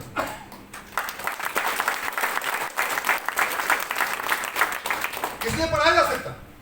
दूसरा क्या पढ़ाते हैं? हिंदी। भाई हिंदी में प्राइवेट किताब क्यों पढ़ा रहे हो? तुलसीदास जी की रामचरितमानस हिंदी में है, आप रामचरितमानस लगा दो। गीता प्रेस वाले तो 100 रुपए में उसको देते हैं। बड़ा भाई भी पढ़ेगा, छोटा भाई भी पढ़ेगा, घर में भी रोज पढ़ते रहेंगे, 10 साल 15 साल चलती रहेगी, बदली नहीं जाएगी, क्योंकि तुलसीदास जी का रामायण तो बदलेगा नहीं। और बच्चा रामायण भी सीखेगा, हिंदी भाषा भी सीखेगा, पोएम भी सीखेगा, पोएम फॉर्म में है, वो तो चौपाई के फॉर्म में, उसमें क्या क्या अलंकार है वो भी सीखेगा, भगवान राम के जन्म के बारे में सीखेगा, पूरे राम का कैसे जीवन निकला उसके बारे में सीखेगा, रावण ने क्या किया, हनुमान जी ने क्या किया, अंगद ने क्या किया, भरत ने क्या किया, पूरे जीवन ही सीख लेगा। तो कहते नहीं आम के आम कुटलियों के दाम, पढ़ाई की पढ़ाई और संस्कृति पढ़ लिया। तीसरी क्या है? इंग्लिश पढ़ाते हैं। अरे इंग्लिश में मर्चेंट ऑफ वेनिस क्यों पढ़ा रहे हो? क्या लेना देना? जूलियस सीजर क्यों पढ़ा रहे हो? शेक्सपियर क्यों पढ़ा रहे हो? भगवत गीता को इस्कॉन वालों ने ट्रांसलेट किया हुआ है, इंग्लिश में ट्रांसलेट किया हुआ है। और कई सारे लोगों ने भगवत गीता इंग्लिश में ट्रांसलेट किया है। और भगवत गीता कहा सकती है कि नहीं सब कुछ कन्वर्ट करके इधर आ जाओ। भगवत गीता इक्वालिटी सिखाती है, जस्टिस सिखाता, लिबर्टी सिखाता, फ्रेटर्निटी, जो हमारा कॉन्स्टिट्यूशनल वैल्यूज है वो भगवत गीता सिखाती है। तो इंग्लिश भाषा के रूप में भगवत गीता पढ़ाई जा सकती है, हिंदी भाषा के रूप में आपका रामचरितमानस पढ़ाया जा सकता है, संस्कृत भाषा के रूप में वेद पुराण पढ़ाया जा सकता है। 10वीं आते आते बच्चा वेद पुराण गीता रामायण सीख लेगा, 3 लैंग्वेज भी सीख लेगा, भारतीय संस्कृति को भी सीख लेगा, भारतीय परंपरा को सीख लेगा, और इतना जब सीख लेगा तब वो कभी कैमरा नहीं लगाएगा। इतना सीखने के बाद वो सत्तम से जुदा नहीं करेगा। इतना सीखने के बाद वो सड़क पे अराजकता नहीं फैलाएगा। इतना सीखने के बाद वो भारत की संस्कृति से जुड़ा रहेगा। और विश्वास नहीं है तो अपने घर में आप साल भर रामायण लगा के रखो और बच्चे के बिहेवियर देखो, आपके घर में बच्चे का बिहेवियर चेंज होना शुरू हो जाएगा। हालांकि शुरू में नहीं मानेगा, उसको लोटो पोटो देखने की आदत हो गई होगी, लेकिन अगर आप बैठाओगे तो देखेगा। मैं टाइम क्या हो गया? एक और महत्वपूर्ण बात देखो, इधर से इशारा कर रहे हैं क्वेश्चन आंसर लेना। आप लोग चाहते हो 10 मिनट कोई और बात कर ले?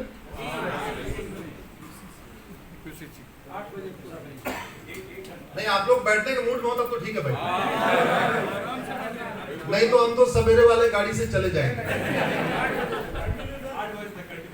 हम सवेरे वाले गाड़ी से चले जाएंगे और फिर कब आएंगे भगवान जाने। सर मैं एक सवाल पूछ सकता हूँ? अभी अभी शुरू हुआ है। अभी क्वेश्चन से शुरू हो रहा है। भारत की जितनी भी समस्याएं हैं, आपको जो लगता हो, आप या जो हमसे सवाल पूछना चाहते हैं उसको नोट करिए, अपनी डायरी में लिखिए। हमको लगता है ये है, मज़ारें बन रही हैं, दरगाहें बन रही हैं, कन्वर्जन हो रहा है, बांग्लादेशी आ रहे हैं, फला आ रहे हैं, फला, जो भी आपको लगता है प्रॉब्लम, आपके समस्याओं पे और चिंतन करो कि कभी लोकसभा विधानसभा में चर्चा हुई क्या? हुई? एक बार आप कल्पना करो कि आपको लगता है ये बहुत बड़ी प्रॉब्लम है, और आप सोचो कि लोकसभा विधानसभा में चर्चा हुई क्या?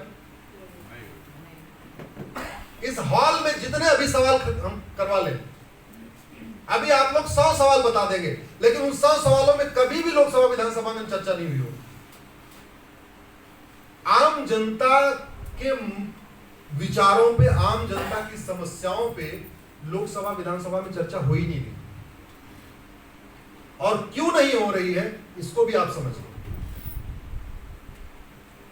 पॉलिटिशियन 2 चीजों के लिए काम करते हैं, या तो वोट के लिए या तो नोट के लिए। जोर से बोले, किसके लिए? या तो वोट के लिए या तो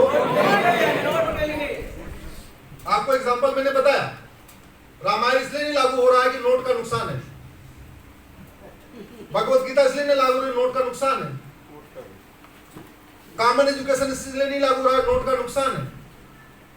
कोचिंग माफिया पैसा देते हैं, आप थोड़ी पैसा दे दोगे। कॉमन सिलेबस लागू हो जाए, आप जाके दोगे मंत्री जी को कुछ, भैया देखो आपने लागू कर दिया, काम करो, 1000 हमारी तरफ से ले लो, या जो अभी पुरानी फीस दे रहे हैं आप हमारी तरफ से ले लो, नहीं करोगे।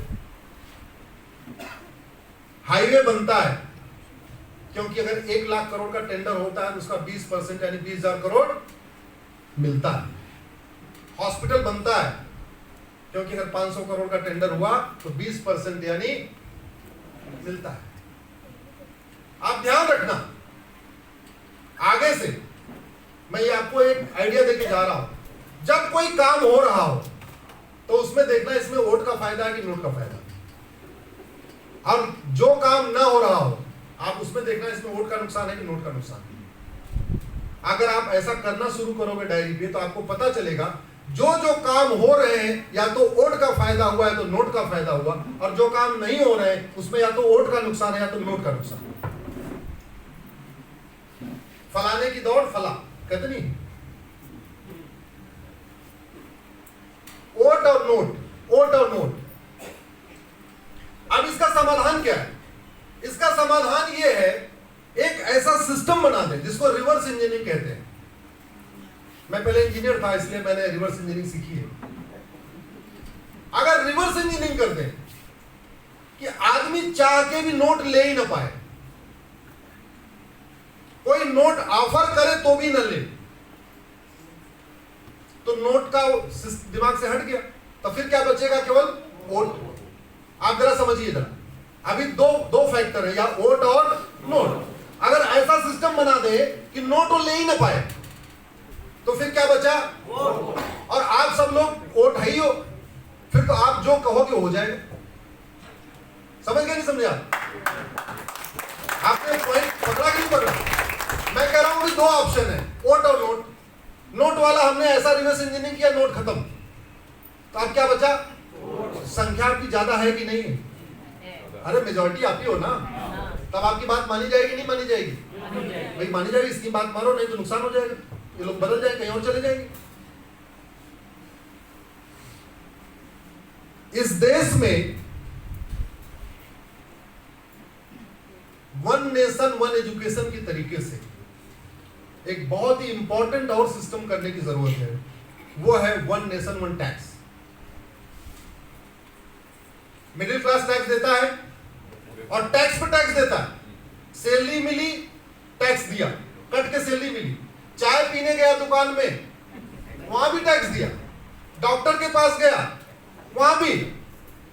सब्जी खरीदा, कपड़ा खरीदा, कुछ भी खरीदा, हर जगह कहीं जीएसटी दे रहा है, कहीं वैट दे रहा है, कुछ न कुछ दे ही रहा है। Tax on tax, tax on tax. व्यापारी tax on tax, middle class tax on tax. Chanakya के समय में भारत की जीडीपी दुनिया की 38% से 40% के बीच में वेरी करती थी।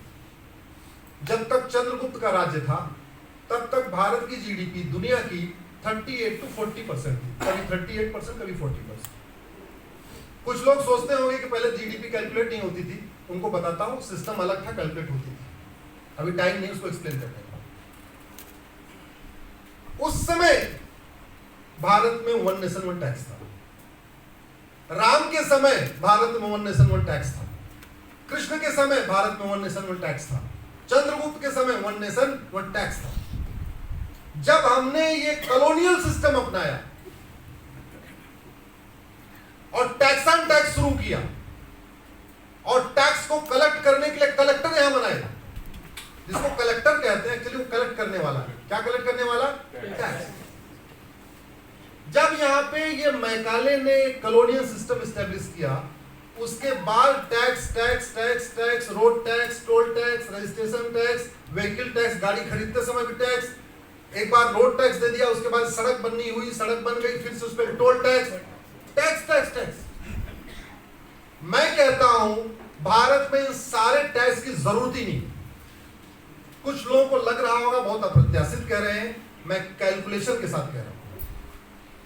न जीएसटी की जरूरत है, न इनकम टैक्स की जरूरत है, न टोल टैक्स की जरूरत है, न रजिस्ट्रेशन टैक्स की, किसी भी टैक्स की जरूरत नहीं। और सरकार को डबल फायदा, ये भी गारंटी बताता हूं।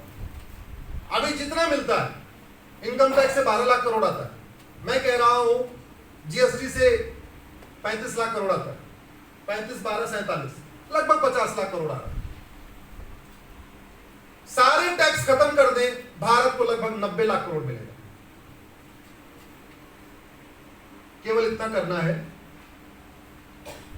थोड़ा टफ डिसीजन लेना पड़ेगा। हाँ, पॉलिटिकल पार्टियों की दुकानें बंद हो जाएंगी।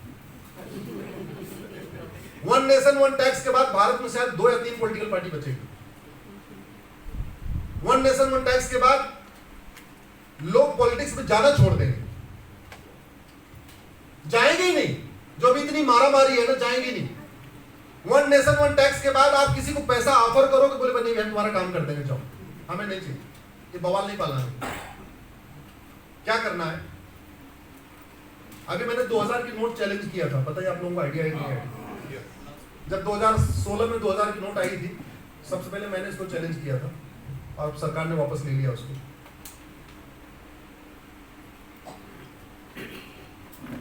भारत में इस समय 225 करोड़ अकाउंट हैं। कितने खाते हैं? 225 करोड़। परिवार है 30 करोड़ और खाते कितने? 225 करोड़। ऑन एन एवरेज कुछ परिवारों में 10-10 खाते हैं, लेकिन हर परिवार भारत का इस समय बैंक से जुड़ चुका है। 48 करोड़ तो जनधन खाते हैं। इसके प्रधानमंत्री जी को धन्यवाद देना चाहिए कि उन्होंने अब वन नेशन वन टैक्स का एक फील्ड तैयार कर दिया। ये वन नेशन वन टैक्स अब हो सकता है, 10 साल पहले नहीं हो सकता था। इसकी बात हम 10 साल पहले करते भी नहीं थे क्योंकि तब फिजिबल नहीं था। अब फिजिबल है इसलिए हम बात कर रहे हैं। 30 करोड़ परिवार, 130 करोड़ आधार, 225 करोड़ खाते, यानी हर परिवार के पास आधार है और हर परिवार के पास बैंक में खाता है। 48 करोड़ जनधन खाते केवल ईडब्ल्यूएस और बीपीएल का खुलता है, यानी गरीब से गरीब ट्राइबल आदिवासी भी बैंक से जुड़ चुका है। और इसका एग्जाम्पल ये है कि जो किसान सम्मान निधि आती है, साल में 3 बार आती है, 3-3 महीने पे आती है, 2-2 हजार रुपए आता है। वो गरीबों को आता है जिनके पास खेत वगैरह बहुत कम है, 2 एकड़ 1 एकड़ से कम खेत है, उनके पास आता है, उनको डायरेक्ट पैसा आता है। इसका मतलब गरीब से गरीब आदमी बैंक जाना सीख गया है, बैंक से पैसा निकालना सीख गया है। अदरवाइज किसान सम्मान निधि का फायदा कैसे हो रहा है? पैसा ले रहे हो। हर परिवार बैंक से जुड़ गया और हर परिवार के पास मोबाइल भी आ गया, जनधन भी आ गया। आंकड़े बताते हैं कि 80% लोग पर डे 100 रुपए से कम खर्च करते हैं भारत में, और जो 20% खर्च करते हैं उनके पास एटीएम, पेटीएम, भीम यूपीआई डेबिट कार्ड पहले से ही है। फिर 100 रुपए से बड़े नोट की जरूरत है क्या? जोर से बोलिए। 30 करोड़ परिवार है, 130 करोड़ आधार है, यानी हर परिवार में आधार है। तो प्रॉपर्टी को आधार से लिंक किया जा सकता है कि नहीं किया सकता? जब पर डे 100 रुपए से कम, 80 करोड़ लोग पर डे 100 रुपए से कम खर्च करते हैं, तो स्वाभाविक सी बात है रोज आईफोन तो खरीदेंगे नहीं।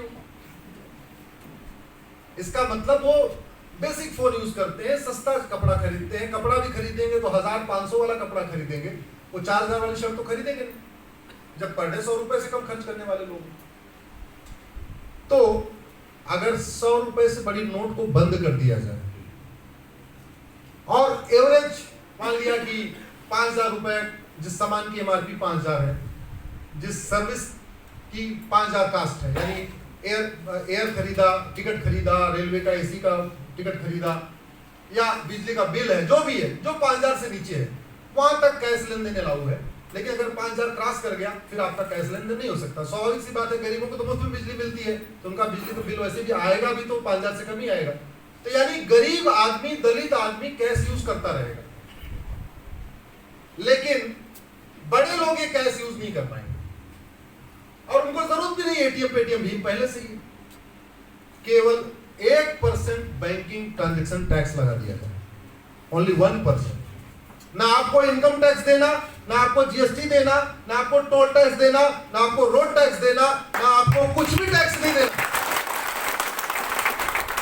केवल जब जब आप ट्रांजैक्शन करोगे आपको 1% एक्स्ट्रा देना है। आपको सीए नहीं रखना। आपको अगर फैक्ट्री चला रहे हो तो आपको वहां पे सेल टैक्स डिपार्टमेंट नहीं रखना। आपका टैक्सेशन सिस्टम ही खत्म हो गया। जो सीए है अपना कुछ और काम करेंगे, बेरोजगार थोड़ी हो जाएंगे, कोई और काम करेंगे। अब आप ये बताओ, 1% देना यानी 100 रुपए का सामान खरीदा तो 101 दिया, 1000 सामान खरीदा 1010 दिया, 1 लाख सामान खरीदा तो 1 लाख 1000 दिया। ये आप लोगों के लिए फिजिबल है कि नहीं? जोर से बोलिए जरा। सब खुशी खुशी दे देंगे।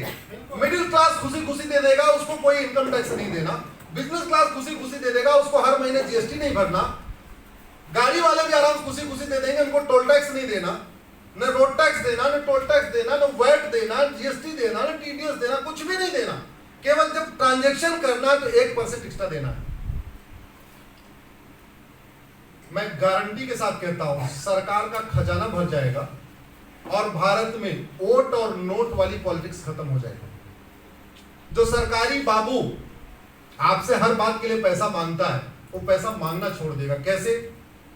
ऐसे उसकी तनख्वाह 50,000 रुपए है, अभी चूंकि प्रॉपर्टी आधार से लिंक नहीं है, कैश लेन देन की सीमा तय नहीं है, वो आईफोन खरीदे कैश में या गाड़ी खरीदे कैश में कोई फर्क ही नहीं पड़ रहा है। आधार लिंक नहीं है, इसलिए वो कितनी प्रॉपर्टी खरीद रहा है, कहीं पे कुछ आ नहीं रहा है सिस्टम में। आधार मांगा तो जा रहा है, आप लोग कुछ लोग नहीं आधार तो मांगते हैं, हाँ मांगते हैं, लेकिन उसका कहीं पे वो नहीं हो रहा है, मॉनिटरिंग नहीं हो रही है कि एक व्यक्ति ये जो नगर निगम का बाबू है ये साल भर में कितनी प्रॉपर्टी खरीद रहा है, इसकी कोई मॉनिटरिंग नहीं हो रही। जब वो पैसा लेके खर्च ही नहीं कर सकता तो पैसा खाएगा नहीं, जब खाएगा नहीं तो पैसा लेगा क्यों? ये पॉलिटिशियन जो बड़ा बड़ा कॉलेज के लिए इतना जैसे कर्नाटक के पॉलिटिशियन के बारे में बड़ी बात फेमस है, यहाँ जो विधायक होता है सबसे पहले कॉलेज बनाता है। विधायक बनते ही सबसे पहले इंजीनियरिंग कॉलेज, लॉ कॉलेज या मेडिकल कॉलेज को उनको जो कॉलेज पहले खोलता है, जब वो हो जाता है फिर एक फार्म हाउस लेता है। अब कुछ लोग कहते हैं उसके बाद ऑस्ट्रेलिया में फार्म हाउस लेता है, भारत के बाद। हाँ, ऑस्ट्रेलिया में इसलिए लेते हैं कि ऑस्ट्रेलिया की पॉपुलेशन 2.5 करोड़ है और ऑस्ट्रेलिया का एरिया भारत का 2.5 गुना ज्यादा है। जस्ट यू इमेजिन कि ऑस्ट्रेलिया की पॉपुलेशन दिल्ली के बराबर है, ऑस्ट्रेलिया का एरिया भारत का 2.5 गुना ज्यादा है, तो वहाँ बड़े बड़े 3-3 हजार एकड़ के 5-5 हजार एकड़ फार्म हाउस ले लेते हैं। कुछ लोग मुझे वहां से वीडियो कॉल करके दिखाते भी हैं, देखो साहब इनका फार्म हाउस, इनका फार्म हाउस। तो करप्शन 100% खत्म हो जाए। पैसा लेगा ही नहीं आदमी, लेगा तो पकड़ा जाएगा। लग्जरी क्लास में गया, पकड़ा गया। एग्जीक्यूटिव बिजनेस क्लास का एयर टिकट खरीदा, फिर पकड़ा गया, क्योंकि वो तो ऑनलाइन कैश में हो ही नहीं सकता, ऑनलाइन है। महंगा फोन खरीदा, फिर उसका रिकॉर्ड में आ गया। कुछ भी काम करेगा, 5,000 रुपए सस्ता काम करेगा, उसका काम होगा। जैसे ही 5,000 की लिमिट, 4,999 की लिमिट क्रॉस किया, उसी से मॉनिटर में आ गया। और दिल्ली में बैठे बैठे सरकार को पता चला कि कलबुर्गी में क्या खरीदा जा रहा है, मैंगलोर में क्या खरीदा जा रहा है, उडुपी में क्या खरीदा जा रहा है। बैठे बैठे दिल्ली में ईडी को छापा मारना नहीं है। और फायदा क्या होगा? जब इनकम टैक्स खत्म हुआ तो इनकम टैक्स डिपार्टमेंट खत्म हो गया। करीब 50,000 रुपए उनकी सैलरी पे जाता है, 50,000 करोड़। जीएसटी खत्म हो गया तो जीएसटी डिपार्टमेंट खत्म हो गया। वैट खत्म हुआ तो वैट डिपार्टमेंट खत्म। टीडीएस खत्म हो गया तो बैंक का आधा काम खत्म। टोल टैक्स खत्म हो गया, आधा उधर काम खत्म। आरटीओ ऑफिस में आधी समस्या खत्म। करप्शन हमारे भारत की 50% समस्याओं का रूट काज है। 5 लाख लोग पर डे करप्शन के कारण सड़क पे मरते हैं। रोड एक्सीडेंट का मूल कारण करप्शन है। एक्सीडेंट का 2 ही रूट काज है, या तो ड्राइवर अनाड़ी है या तो सड़क में गड्ढा है। सड़क में गड्ढे का रूट काज करप्शन है और अनाड़ी होने का रूट काज करप्शन है। अनाड़ी होने का रूट काज करप्शन कैसे है? उसकी ट्रेनिंग हुई नहीं, उसका ट्रायल नहीं हुआ, उसका टेस्ट नहीं हुआ, 5,000 रुपए दलाल को दिया, वो घर बैठे बैठे डीएल लाके दे दिया। रोड एक्सीडेंट खत्म हो जाएगा। करप्शन खत्म हुआ, इनफिल्ट्रेशन खत्म हो जाएगा। मेरी पीआईएल चल रही है सुप्रीम कोर्ट में, 2017 से चल रही है। अनफॉर्चुनेटली मुझे तीसरा सीतलवाड़ तरीके से फास्ट ट्रैक हमारा काम नहीं हो पा रहा है वहां पे। जिस तरीके से तीसरा सीतलवाड़ को वहां पे जस्टिस मिलता है वैसे मुझे नहीं मिल पा रहा है। हाँ, मैंने 2017 में पीआईएल फाइल किया था। उस समय बताया था कि 5 करोड़ घुसपैठी आ चुके हैं। और जब मैं पीआईएल फाइल करता हूं तो मैं थोड़ा ग्राउंड पे जाके समझने की कोशिश करता हूं। उस पीआईएल को फाइल करने के पहले मैं असम और बंगाल के बॉर्डर पे गया, ये समझने के लिए घुसपैठ हो कैसे रही। वहां जाके पता चला कि बॉर्डर पे ड्यूटी लेने के लिए मंत्रियों की सिफारिश आती है। हमने कहा ये बॉर्डर पे ड्यूटी के लिए, बॉर्डर की ड्यूटी ऐसे टफ होती है तो ये सिफारिश लगा क्यों आ रहे? तो पता चला जितने घुसपैठी आते हैं उनसे 2,000 रुपए वसूलते हैं और जितनी गाय जाती है उससे 1,000 रुपए लेते हैं। तो गौ तस्करों से 1,000 रुपए पर गाय लेते हैं और घुसपैठियों का अंदर करने के 2,000 रुपए पर घुसपैठियां लेते हैं। आप गूगल करना, BSF commandant cow smuggling 20 crore, आपको बाद में एक रिपोर्ट मिलेगी। अभी कुछ दिन पहले ईडी ने छापा मारा, एक बीएसएफ कमांडेंट के पास से 20 करोड़ रुपए मिला। और पैसा क्या था? घुसपैठियों को अंदर कराने का और गाय को बाहर ले जाने का। ये करप्शन हमारे कल्चर के लिए, हमारे नेशनलिज्म के लिए, हमारी एकता अखंडता के लिए बहुत बड़ा खतरा है। 2,000 रुपए देके घुसपैठिया अंदर आता है, कॉमन सर्विस सेंटर पे 2,000 रुपए देता है, आधार बनवा लेता है। जब 2,000 में एक डॉक्यूमेंट तैयार हुआ, पटवारी को पकड़ता है, लेखपाल को 2,000 रुपए देता है, गरीबी रेखा से नीचे वाला राशन कार्ड बनवा लेता है। जब 2 डॉक्यूमेंट हुआ, नगर निगम के दलाल को पकड़ता है, 2000 रुपए देता है, बर्थ सर्टिफिकेट बनवा लेता है।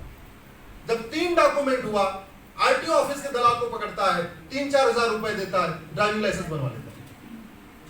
जब 4 डॉक्यूमेंट हुआ और इधर तब तक इलेक्शन आ गया, तो इलेक्शन के टाइम में ये नगर निगम में जो ये क्या बोलते हैं चुनाव लड़ते हैं या ग्राम प्रधान का चुनाव लड़ते हैं, प्रधान, पार्षद, विधायक जो बनना चाहते हैं, वो उनका वोटर आईडी बनवा लेते हैं।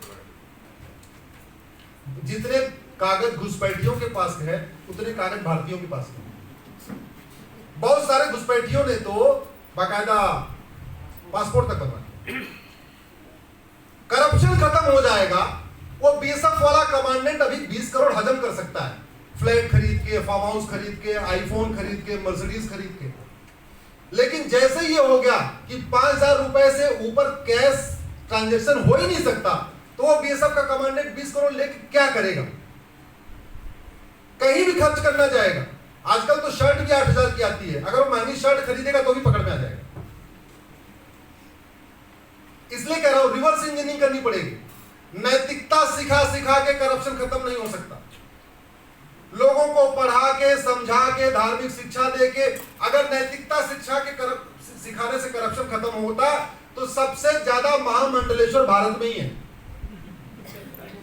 सबसे ज्यादा राम कथा करने वाले भारत में ही है, सबसे ज्यादा कृष्ण कथा करने वाले भारत में ही है। राम की धरती भारत है, कृष्ण की धरती भारत है, महावीर की धरती भारत है, जैन महावीर जैन की धरती भारत है, शंकर जी की धरती भारत है, बसवा प्रभु की धरती भारत है। इतने महान लोग, विवेकानंद की धरती भारत है, रामकृष्ण की धरती भारत है। करप्शन कम हुआ क्या? इसका मतलब नैतिकता सिखा करप्शन खत्म नहीं हो सकता। करप्शन खत्म करने के लिए वन नेशन वन एजुकेशन, जिसमें प्राइमरी में ही उसको वेद पुराण गीता रामायण पढ़ाया गया, उससे थोड़ी नैतिकता आई। और फिर वन नेशन वन टैक्स, लेना चाहे तो भी न ले पाए। समान शिक्षा के द्वारा उसमें वैल्यूज डाला, इथोस डाला, संस्कृति सिखाया और फिर व्यवस्था ऐसी कर दिया रिवर्स इंजीनियरिंग के द्वारा, चाह के भी नहीं ले सकता। मैं गारंटी के साथ कहता हूं, करप्शन खत्म हो जाए, घुसपैठ खत्म हो जाएगी। करप्शन खत्म हो जाए, धर्मांतरण खत्म हो जाएगा। मेरी पीआई धर्मांतरण पे भी चल रही है सुप्रीम कोर्ट में। 10-10 लोग हमारी पीआईएल का विरोध करने के लिए आए हुए। आप कल्पना करिए, जिस दिन हमारा मैटर लगता है, एक तरफ मैं रहता हूं, एक तरफ 10 लोग खड़े हो जाते हैं। और जो 10 लोग खड़े होते हैं उसमें कोई भूतपूर्व वित्त मंत्री है, कोई गृह मंत्री है, कोई कानून मंत्री भी है। क्यों खड़े हो रहे हैं? पैसा आ रहा। वन नेशन वन टैक्स लागू किया, फॉरेन फंडिंग खत्म हुई, फॉरेन फंडिंग खत्म हुई, कैश फ्लो खत्म हुआ, कैश फ्लो खत्म हुआ, वो विरोध करने नहीं आएंगे। क्योंकि हम तो फ्री में जाते हैं, वो पैसे के लिए आते हैं। एक कहावत है ना, आपको जंग जीतनी है तो 2 तरीका है। हमारे पास अच्छे हथियार हो और दुश्मन की रसद काट दिया जाए, सप्लाई काट दिया जाए। यही सिस्टम है ना। आप दुश्मन का सपोर्ट सिस्टम काट दीजिए, उसकी जो फीडिंग हो रही है वो काट दीजिए। सभी देश विरोधी कार्यों की फंडिंग होती है, कुछ की एफसीआरए से होती है, कुछ की हवाला से होती है, अल्टीमेटली कैश में ही होती है, बैंक के थ्रू नहीं होती।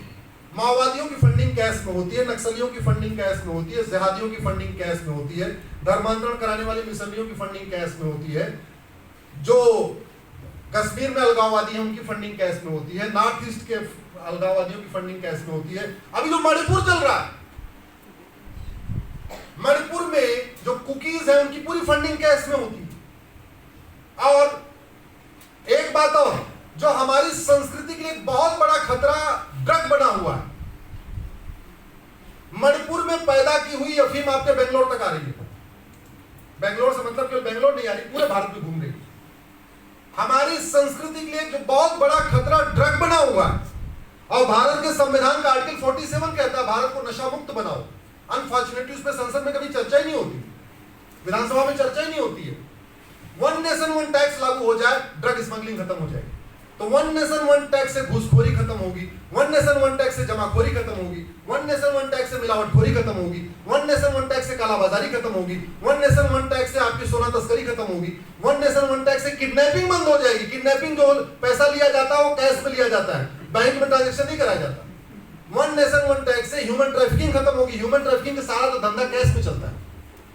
वन नेशन वन टैक्स से माओवाद खत्म होगा, वन नेशन वन टैक्स से नक्सलवाद खत्म होगा, वन नेशन वन टैक्स से धर्मांतरण खत्म होगा, वन नेशन वन टैक्स से जिहाद भी काफी हद तक कम हो जाएगा। इसलिए मैं आप सबसे निवेदन करता हूं, वन नेशन वन टैक्स के बारे में जागरूकता फैलाइए, बहुत जरूरी है भारत की संस्कृति के लिए, हमारी सुरक्षा के लिए, हमारे आने वाली जनरेशन के लिए। एक बात कह के अपनी बात खत्म कर रहा हूं, आज के आपके फेवरेट नेता आज भी आपका घर बचाने नहीं आएंगे अगर आपके घर में आग लग जाएगी तो। न कश्मीर में कोई बचाने आया, न मणिपुर में कोई बचाने आया, न बंगाल में कोई बचाने आया, न केरल में कोई बचाने आया। लेकिन आज का बनाया हुआ अच्छा कानून 25 साल के बाद आपके बच्चों को बचाएगा, यह मैं गारंटी देता हूं।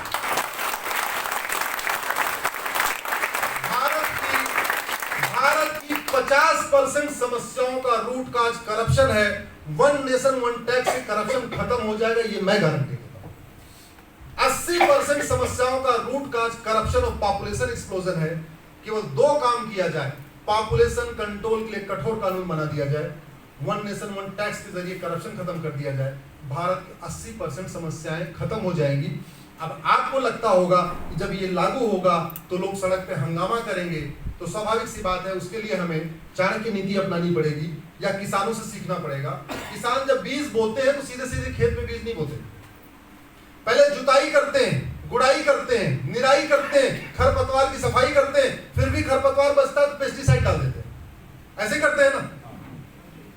कोई फैक्ट्री बनाई जाती है, क्या करते हैं, पहले लेवलिंग करते हैं, फाउंडेशन खोदते हैं, कूटते हैं, उसमें जमीन को मजबूत करते हैं, फिर उसके ऊपर फाउंडेशन बनाते हैं। ऐसे घर भी बनाया जाता है।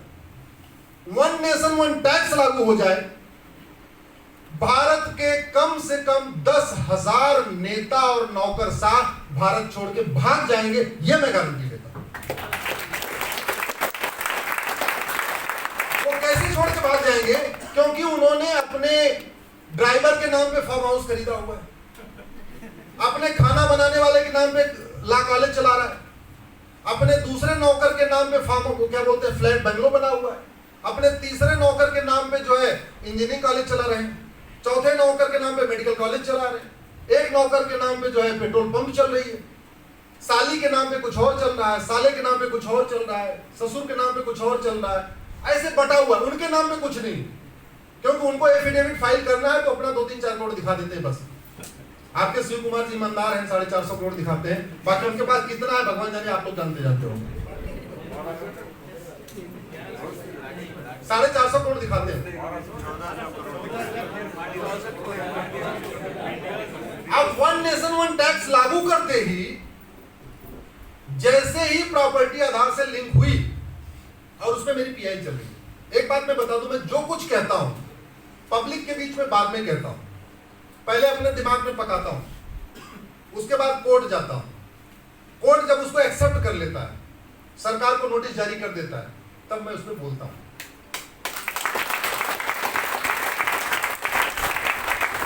वन नेशन वन टैक्स हमारी पिटीशन एडमिट हो गई है, सरकार को नोटिस हो चुका है।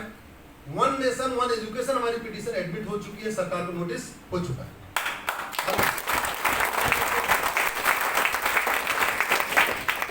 अब कुछ लोग पूछते हैं आपकी पिटीशन 150 हो गई, इसमें हो क्या रहा है? आपको बता दूं कि पिछले 10 साल में लगभग 1,500 कानून खत्म हुए अंग्रेजों के, खत्म हुए ना। मैं पिछले 10 सालों से अंग्रेजी कानून जलाता हूं हर साल होली के दिन। मैं 1950 के पहले बने कानूनों को होली के दिन, पहले अभी तो काफी लोग मिल जाते हैं, पहले मैं अकेले अपने छत पे जला लेता था, जला के उसका वीडियो रिलीज कर देता था। मैं ये नहीं कह रहा हूं मेरे जलाने से प्रधानमंत्री जी ने 1500 कानून खत्म किए, लेकिन 1500 कानून खत्म हुए हैं, उन्होंने क्यों खत्म किया वो तो उनको जाने। मेरी पीआईएल के बाद लगभग 25 कानून बने हैं, कुछ बन गए हैं, कुछ का बिल इंट्रोड्यूस हो चुका है। जैसे भारत में लड़कियों की शादी की उम्र 9 साल भी है, पहले लोगों को नहीं पता था। मैंने जब 2018 में पीआईएल फाइल किया कि भारत में लड़कियों की शादी की उम्र 9 साल भी चल रही है, सरकार ने जब नोटिस इशू किया, वो कोर्ट ने नोटिस इशू किया, सरकार को जब नोटिस गया तब उनको लगा अच्छा 9 साल भी चल रही है, जानते हैं क्यों नहीं पता है? क्यों? अनपढ़ अनाड़ी जिन्होंने संविधान को कभी पढ़ा नहीं, वो संसद विधानसभा में पहुंच रहे। अब कितना दुर्भाग्य है। टीचर बनने के लिए टीचर एलिजिबिलिटी टेस्ट है, डॉक्टर बनने के लिए नीट है, इंजीनियर बनने के लिए जेईई है, अब पॉलिटिशियन बनने के लिए। अब ये बताओ, वो ओथ लेते हैं मैं संविधान के अनुसार काम करूंगा, इसमें ओथ भी है। पांच लोगों की ओथ इसमें है, जज की, सांसद, विधायक, मंत्री की। अब जज अगर ओथ लेता है मैं संविधान, I will uphold constitution, I will act according to constitution, I will follow the constitution, तो जज तो ठीक है भाई, उसने वकालत किया, फिर जज बना, उसको पता है। ये सांसद, विधायक, मंत्री जो ओथ लेते हैं कि मैं संविधान के अनुसार कार्य करूंगा, और उनको फंडामेंटल राइट क्या है, डायरेक्टिव प्रिंसिपल क्या है, फंडामेंटल ड्यूटी क्या है, उनको क्या करना है उनको पता ही नहीं है, तो वो ओथ झूठी ओथ है कि नहीं? मैं कह रहा हूं मैं बेंगलोर को वर्ल्ड क्लास बना दूंगा, बेंगलोर मैंने देखा ही नहीं। ये चल रहा है। मुझे लगता है समय आ गया है, जैसे टीचर एलिजिबिलिटी टेस्ट होता है, ऐसे लेजिस्लेचर एलिजिबिलिटी टेस्ट भी होना चाहिए, एक एलईटी भी होना चाहिए, कम से कम प्राइमरी स्क्रीनिंग सिस्टम होना चाहिए। पढ़े लिखे लोग आए, पढ़े लिखे लोगों की कमी थोड़ी है। और संविधान बन रहा था, उसमें चर्चा भी हुई थी, बाबा साहब अम्बेडकर का खुद भी कहना था, अलादी कृष्णा अय्यर भी चाहते थे कि minimum qualification maximum age limit की जाए इसमें, लेकिन उस समय वो प्रस्ताव इसलिए रह गया क्योंकि बहुत सारे हमारे फ्रीडम फाइटर्स 8वीं के बाद अपनी पढ़ाई छोड़ चुके थे, वो फ्रीडम स्ट्रगल में लग गए, उनकी पढ़ाई छूट गई, तो इसलिए मिनिमम क्वालिफिकेशन नहीं आया। दूसरा, मैक्सिमम एज लिमिट इसलिए नहीं आ पाया कि बहुत सारे लोगों ने अपनी पूरी जिंदगी ना फ्रीडम स्ट्रगल में लगा दिया, तो कुछ लोग 70-75 साल के हो चुके हैं, तो मैक्सिमम एज लिमिट भी नहीं आई। लेकिन उस समय संविधान सभा में कहा गया था कि आने वाले टाइम में पार्लियामेंट कानून बना के minimum qualification maximum age limit set करेगी।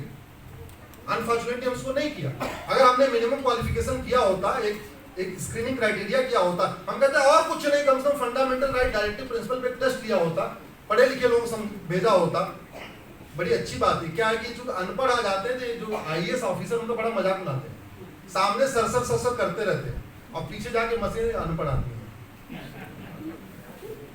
सब उसकी मजाक उड़ाते हैं, सामने सरसर करते रहे। अल्टीमेटली उनके जितने पीए वो सारे आईएएस हैं, मंत्रियों के पीए सारे आईएएस होते हैं, अब वो आईएएस क्वालिफाई करके आए होते हैं, अच्छे टैलेंटेड तो होते हैं, आईएएस क्वालिफाई करना आसान तो है नहीं। अब वो मंत्रियों को घुमाते भी रहते हैं, अब बात करें बेवकूफ अनाड़िया। One nation one education, one nation one tax code, ये दो चीज हो जाए, भारत का बहुत कल्याण होगा। आप लोगों ने इतनी देर में सुना, मैंने समय से ज्यादा अपना समय ले लिया, उसके लिए मैं आपको धन्यवाद देता हूं। और एचएसआर लेआउट बंधन ने जो कार्यक्रम किया उसके लिए धन्यवाद देता हूं। हमारे साथ दोपहर से लगे हुए हैं साहब, एक बार खड़े हो जाइए जरा, इनके लिए धन्यवाद, सब लोग थैंक यू कर दीजिए, आपको धन्यवाद देता हूं। आशा करता हूं फिर मिलेंगे। वंदे मातरम, भारत माता की।